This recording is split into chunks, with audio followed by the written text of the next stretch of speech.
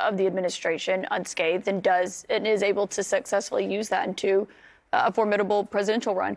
We'll see. Maggie, you also have new reporting this morning on a conversation we've been talking about all week here, which is Trump's campaign and his relationship with evangelicals who delivered the White House to him in 2016. Now he's criticizing prominent leaders who aren't rushing to endorse him. Yeah, as disloyal. His favorite word. It was also the word that he used for any former officials in his administration who might run against him. We hear him say this all the time. And Nikki Haley was one name I asked him about when I interviewed him for my book, and he talked about, disloyalty. Look, it is a risky game that he's playing.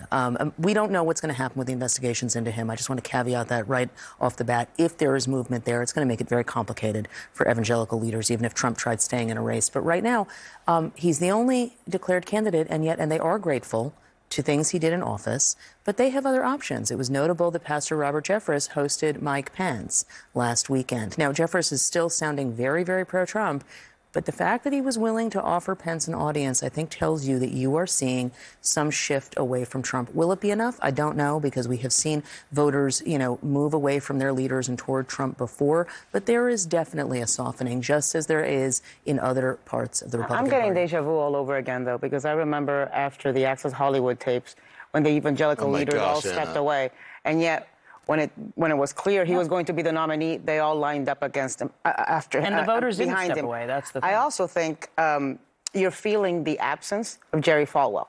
I completely agree with you when we wrote about that in our story. He's probably sitting by a pool somewhere in Miami currently. So, I think he was 100% loyal to him, and that's a big void that's been left in evangelical leadership. But, I underestimated Trump and the evangelicals in 2016, and I would warn people not to do that, because right now you're seeing it from other politicians, you're seeing it from donors, you're seeing it from evangelical leaders, that they are toying with the idea of somebody other than Trump. They are indicating they want somebody other than Trump. But if it is Trump, they're going to line up behind him like they once did in 2016. If he's the nominee,